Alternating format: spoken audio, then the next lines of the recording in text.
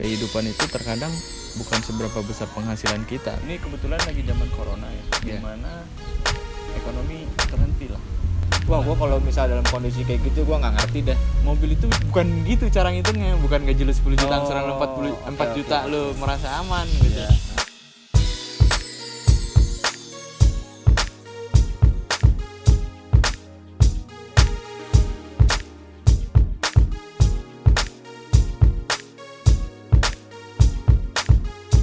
Halo DSD lover semua, kali ini gue balik lagi di DSD Talks. Kali ini kita akan membicarakan seputar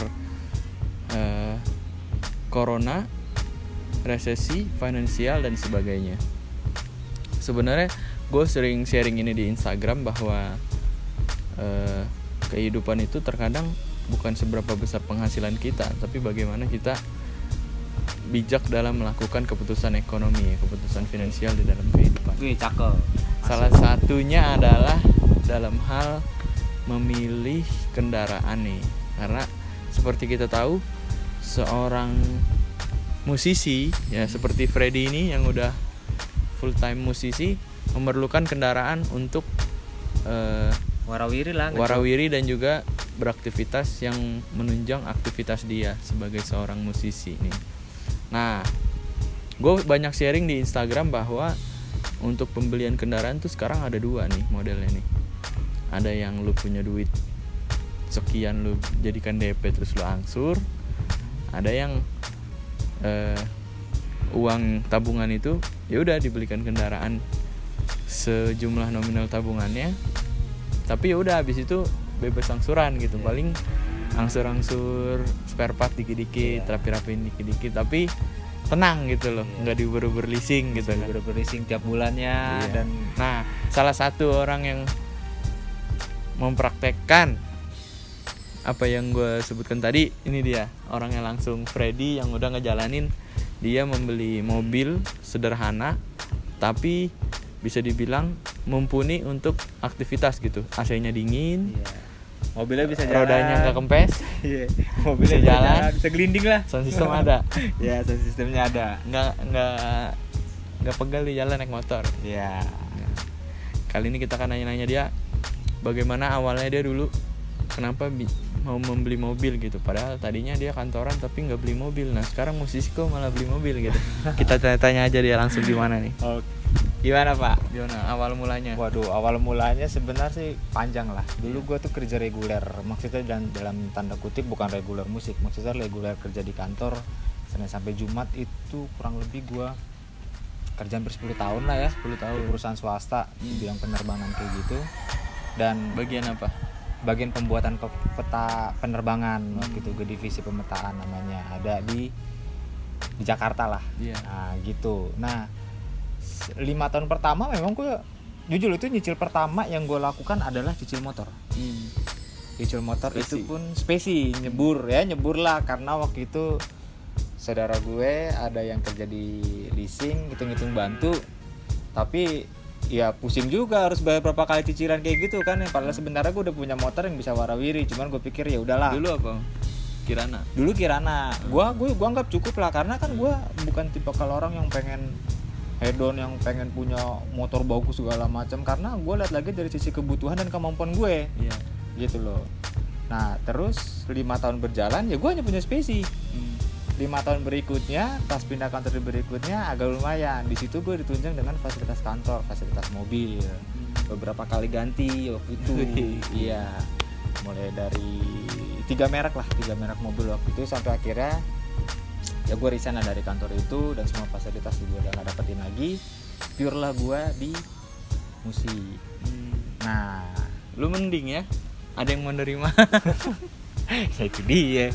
Nah di musik ini gue tuh banyak banget nolakin job dengan karena jauh menurut gue Ben. Kalau gue harus tempuh pakai motor, wah gila rontok badan gue. Jadi gue beberapa katanya main di daerah sini ya, main di daerah situ, gue hitung dulu, wah gila nih gue nggak sanggup. Kalau gue harus pakai Grab, uang ngejob gue habis buat Grab. Gue bilang kayak gitu. Kan bagi-bagi rezeki. Ya nggak nyisa. Iya, tapi gue capek juga di jalan bro, ya kan. Belum lagi hujannya gitu loh. Kalau panas sih oke lah, yang repot kalau udah hujan, karena gue bawa alat musik juga kan kayak gitu. Asik. Iya. Ya meskipun alat musiknya waktu itu nggak yang bagus lah, yang standar-standar aja. Bagus lah gitu. Bandi, gue dulu pakai Bandi. Nah setelah itu gue ngobrol lah sama si Bro Eben ini gitu. Ben gimana ya, gue pengen beli kendaraan nih, cuman budget gue waktu itu nggak banyak ya Ben. Waktu itu budget gue nggak banyak, dan dia saranin beberapa mobil, gue ikut nyari.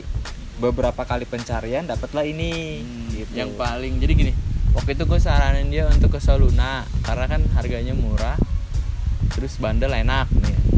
Terus dengan budgetnya dia kondisinya parah-parah lah, nggak layak. Iya, parah-parah dan nggak dapet lah gitu. Akhirnya gue tanya, Pindah ke Hyundai ngeliat-ngeliat. ujung-ujungnya pindahlah ke Hyundai Accent ini, dapatlah dengan harga yang Dengan murah. alasan udah lumayan rapi lah, yang nggak terlalu banyak, terus nggak bekas laka lantas.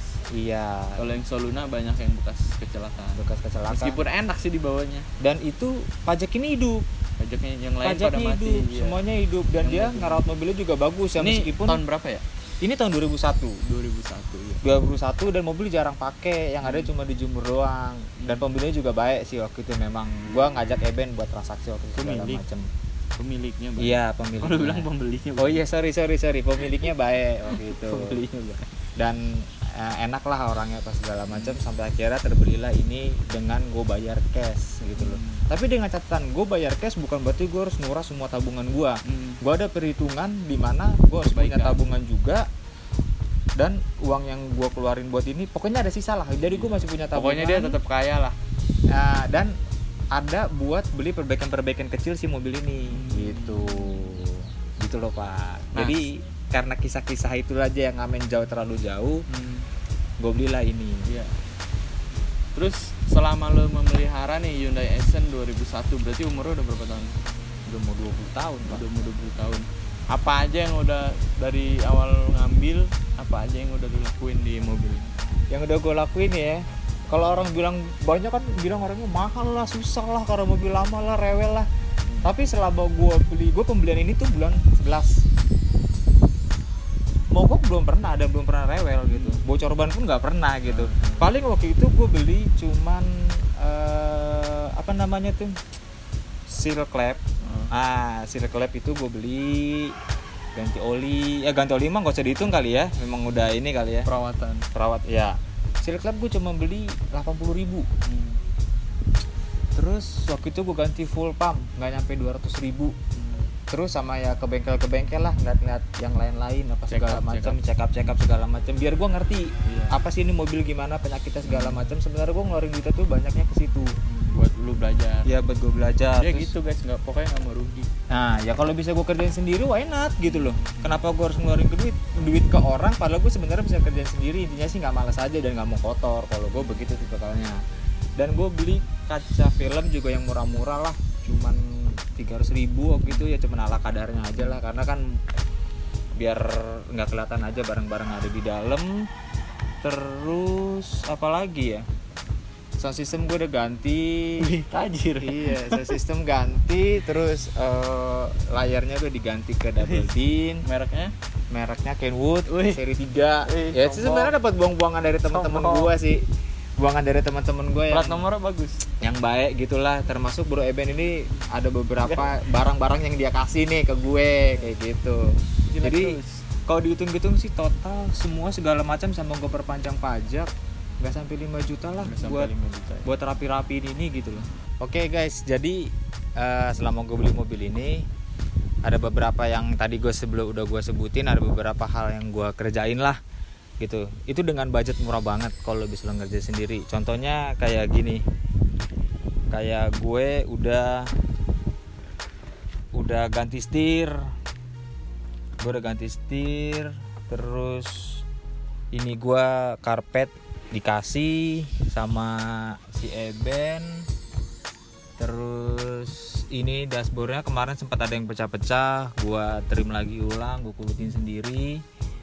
Dan banyak lah, sampai ke sini tuh udah banyak yang gue kerjain. Head unit gue sudah ganti, speakernya sudah ganti. Ini di custom sama temen gue namanya Ino. Dia punya bengkel sound di Trade Sound di Cibubur Point. Kalian bisa ke sana kalau mau pasang sound system yang pro di situ. Dan dari dalamnya sih nggak terlalu banyak perubahan. Pilar-pilarnya gue trim sendiri, jok masih bawaan orang sebelumnya, dan apalagi ya, kayaknya nggak terlalu banyak perubahan, cuma itu aja sih udah. Dan totalnya juga nggak terlalu banyak doang untuk ngerjain kayak begini. Murah banget. Yang penting sih telaten aja. Ini bagian yang di dalamnya. Kalau yang lain di luar sih nggak terlalu banyak perubahan, sama kayak biasa. Ini kemarin gue cat ulang, spionnya gue cat ulang. Terus nah ini yang bagus nih, gue ganti yang frameless. Ya ini sarannya Bro Eben juga sih, tapi memang bagus sih dengan frameless, jadi lebih cantik aja di depannya. Sama nah ini nih satu lagi yang bikin mobil cantik katanya sih, ini pun saran dari temen gue Eben. Nih plat nomor, kemarin plat nomornya tuh nggak kayak gini. Plat nomornya itu di frame pakai mika kayak gitu, udah gitu miring. Udah gitu miring. Ya udah akhirnya dibenerin lagi. Terus gue bikin kamera mundur. Ini diganti, dikasih sama temen gue juga, anak komunitas. Kebetulan ketemu pas lagi weddingan. Itu sejarahnya banyak juga sih ceritanya. Ternyata dia pakai Hyundai Accent dengan warna yang sama, tahun yang sama. Gue dikasih ini. Dan apalagi udah, kalau untuk mesin nggak terlalu banyak yang diganti, semua masih normal aja. Itu aja. Ternyata jadi gini, maksud konten ini tuh gini, ini kebetulan lagi zaman corona ya, dimana ekonomi terhenti lah. Wah abis bro. Dengan kebijakan finansial yang seperti ini, kehidupan seperti ini, ternyata bisa jalan terus gitu loh, tinggal isi bensin jalan. Bener, gitu loh. Bener walaupun banget. Lagi susah tapi keadaannya aman gitu. Iya. Karena apa? Karena gue nggak punya angsuran. Iya. Repot kalau gue punya angsuran, gue udah pasti pusing kelabakan. Yang ada mungkin ini gue jual. Iya. Gitu loh. Karena kan corona kan nggak tahu ya, ada yang bilang sampai April, ada yang bilang sampai Juni, Juli, kita nggak tahu. Nah sebenarnya gue diuntungkan dengan gue beli cash, meskipun bukan mobil mewah, mobil kayak zaman sekarang. Tapi gue diuntungkan karena gue tidak pusing lagi membayar angsuran, atau gue nggak punya, istilah kata gue nggak punya utang lah. Jadi gue tinggal mikir gimana gue bisa makan, bisa beli bensinnya dia, udah itu doang. Jadi menurut gue beban gue tuh agak lebih ringan gitu loh bro. Gak nyampe sejuta pasti ya? Nggak nyampe bro. Orang angsur sampai kepala 3, kepala 4, kepala 5. Wah gue kalau misalnya dalam kondisi kayak gitu gue nggak ngerti dah. Apalagi dengan gue bukan kerja reguler gitu loh. Apalagi semua perweddingan kan lagi di stop juga gitu dengan adanya isu corona ini gitu bro. Dan ternyata ada kehidupan di mana sebenarnya tuh bisa gitu loh, tapi di luar sana kayaknya udah mulai jarang yang kayak gitu. Gitu. Semoga informasi ini bisa membuat semuanya win-win solution ya, ketika lu mungkin lagi punya anak kecil terus butuh mobil tuh nggak harus kredit gitu loh, nggak harus. Tapi gini bro, bisa nggak sih karena zaman sekarang itu karena gengsi mungkin ya, jadi orang pengen punya apa-apa, gue kredit aja nih. Orang kalau nggak kredit gue nggak akan punya nih. Nah untuk orang-orang kayak gitu, gue mau nanya nih dari sisi lo sendiri yang berkoar-koar di Instagram lo tentang masalah kredit, angsuran, cicilan segala macem. Hal-hal kayak gitu tuh kayak mana sih? Kalau menurut gue sih nggak masuk akal aja gitu. Tinggal lo bisa menahan diri lo aja. Nah, itu. Jadi gini, gue berkoar-koar kredit bukan karena gue sentimen, tapi karena gue nggak masuk di akal. Ya. Karena bunga leasing itu gede banget ya. Itu untuk sebuah kendaraan yang nilainya depresiasinya turun gitu. Ya. Terkadang orang bodohnya tuh gini, dia melihat gajinya sama angsurannya. Misalnya gajinya 10 juta, angsuran mobil 4 juta menurut dia nggak masalah. Padahal mobil itu bukan gitu cara ngitungnya. Bukan gaji lu 10 juta, angsuran lu 4 juta lu merasa aman gitu. Tapi ada juga biaya depresiasi gitu. Setiap bulannya tuh kalau dihitung ada depresiasinya. Misalnya mobil tadinya harganya 200 juta lah. Itu ketika lu beli itu udah langsung turun 30 jutaan. Mau itu baru 2 hari juga 30 juta itu hilang. Nah kalau di tahun pertama itu hilang 30 juta, Lu bagilah itu 12 bulan. Ketemu lah itu hasilnya berapa? 30 bagi 12. 30 bagi 12 hitung aja sendirilah, Nah. capek-capek banget. Nah, kita. itu harus dimasukkan ke dalam angsuran bulanan. Iya. Karena kan itu uang hilang. Jadi orang selama ini menganggap gaji 10 juta. Wah, angsuran 4 juta. Tapi itu masih sehat. Ada lagi orang yang gajinya 5 juta cicilan 4 juta. Iya ya.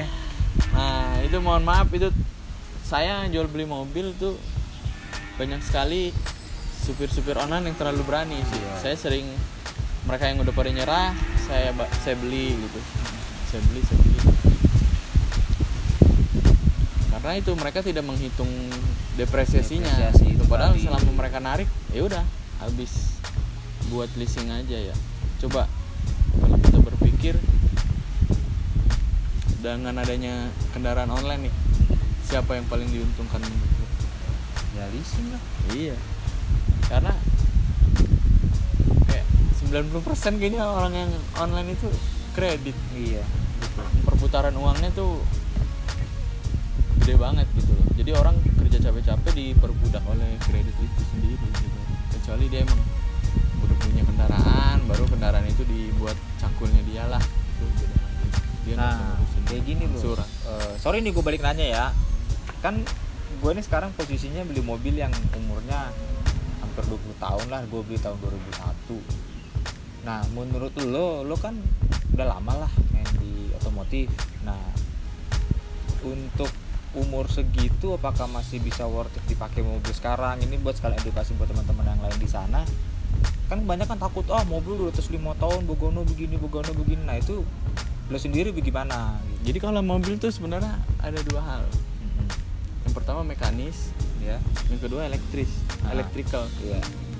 Jadi kalau mekanis itu semua hal mekanik bisa diganti. Misalnya rem, mesin itu kan Iya. mekanik. Iya. Nah, kalau elektrik itu juga kalau rusak udah tinggal ganti aja gitu. Iya. Jadi lu kan nggak bayar cicilan nih. Iya. Jadi misalnya ECU lu rusak nih, dulu keluar misalnya 1,5 juta gitu. Ya menurut gua nggak masalah. Lampu putus, Iya. udah umur sob. Iya, betul. Hah? Ya maksudnya lu ya tetap ada kos itu, dan Iya. sekalipun lu beli mobil baru kan ada risiko itu. Ada risiko gitu. juga gitu ya. Berarti sebenarnya nggak masalah juga Nggak kan? masalah selama kondisi mobilnya tuh selalu diremajakan gitu. Iya. Mobil itu kan setiap jalan kan berkurang performanya. Hmm. Nah, makanya itu ada maintenance tuh gunanya buat mengembalikan kondisi mobil ke kondisi yang sempurna. Oke. Gitu. Misalnya kalau mobil banyak di jalan berlubang, di alignment rodanya, di spring balancing, itu kan Iya. sebenarnya mengembalikan performa mobil ke Posisi awal posisi gitu semula, ya. Kayak gitu. carbon cleaner, Iya. tune up kayak gitu ya. Nah, selama lu mau punya mobil mau seberapa lama apapun, selama mobil itu dijaga ke kondisi yang sempurna, fit, nah itu sih bisa Bisa selalu aja ya, bisa, gitu sampai ya. kapanpun dipakai Jadi jalan. nggak usah takut lah Asal beli dari mobil-mobil lama gitu. Dari desainnya tuh mobilnya sempurna, nggak cacat gitu. Memang ada mobil-mobil yang dari desainnya tuh memang nggak cocok di Indonesia gitu. Kayak Ford, kayak VW, kayak Chevrolet, itu memang nggak cocok di sini. Memang dari pabriknya pun udah cacat gitu. Kayak termasuk Nissan itu juga cacat juga sih. Cacat Karena juga gue ya. juga dulu pakai Nissan. Nah, kalau mau mobil Korea kayak gini Malah menurut lebih lo? kuat sih. Malah lebih kuat. gitu. Karena ya gitulah, Korea itu kan pertengahan antara Eropa sama Jepang gitu. Jadi dia di zamannya tuh mewah kayak Eropa, tapi durability-nya kayak Jepang. Kayak Jepang. Gitu. Iya, karena kan Tapi kebanyakan ya kan plusnya kalau beli second harganya jatuh dia. Iya. Dan gua beli ini menurut gua sih murah. Dapat harga berapa tuh? Sebut harga nggak apa-apa? Sih semua justru Nggak apa-apa ya. Gua dapat harga ini 24 juta. Waktu itu masih bisa dinego lagi sama dia. Gitu. Jadi gua Tapi lu dapat nego nggak? nego ya dikit lah. Jadi Gope turunnya. 2,3,5. 2,3,5 gua dikasih Tuh, 2,3,5. sekarang harga Vario itu sekitar 23 juta. 23 juta Honda baru. Vario. Iya. Itu gua nggak worth sih menurut gua. Iya. Nggak ada, gua udah nggak ada hasrat keinginan kendaraan baru tuh nggak ada. Dan gue gini, isengnya waktu gue beli ini, gue bawa ke beberapa bengkel, dan ada salah satu bengkel yang memang dia khusus pegang Hyundai Accent sama Verna waktu itu di Bekasi, namanya Om Jul. Gue tanya ke dia, Om, ini gimana mobil kondisi kayak gini? Dia bilang aman banget karena mesinnya juga masih halus bagus. Terus dia nanya, dapat harga berapa? Yang tadi gue sebut 24. Gue bilang, gila lu, murah banget itu mah, dapat murah dengan kondisi kayak gini gitu loh. Jadi ya lo, kalau saran gue sih alangkah baiknya kalau emang punya duit cukup buat beli yang second dan apa ya, mobilnya juga yang nggak terlalu modelnya ketinggalan. Bagusnya sih nggak usah nyicil kalau menurut gue, lebih baik beli cash. Tapi bukan berarti lo begitu ada duit 30 lo bisa 30 juta ya, jangan, bijak aja menggunakannya. Kalau gue sih gitu. Sampai sekarang gue kayak gitu. Mungkin itu bukannya pelit, tapi karena gue tahu keadaan finansial gue nantinya bagaimana begitu, jadi gue punya spare gitu aja. Bahkan sih, yang nggak lu tahu juga, dulu kan pas beli ini juga nggak tahu bakalan ada corona. Iya, nggak tahu gue. Nggak tahu. Sekarang kan selalu gue bilang itu gitu. Udah segitu aja konten ini. Kalau ada yang mau sharing, mau komen, komunitas Hyundai ya, komunitas boleh Hyundai, share di komen di bawah, dan klik like. Komunitas Hyundai itu baik-baik banget loh bro. Iya, begitu kita tanya di forum, mereka jawabnya asik-asik, cepet-cepet semua segala macam. Karena yang pastinya ada rasa kekeluargaan lah. Iya, betul. Kendaraan yang dimiliki. Iya. Jadi bukan hanya memakai kendaraan, tapi juga lebih dari itu adalah sebuah hubungan. Ya, di dalam, kita jadi formal banget ya. Iya, akhirnya lu memang harus berteman dengan baik sama orang, gitu aja. Semua harus berteman dengan baik. Udah segitu aja. Jangan lupa subscribe dan nantikan konten-konten DST Talks lainnya. Bye.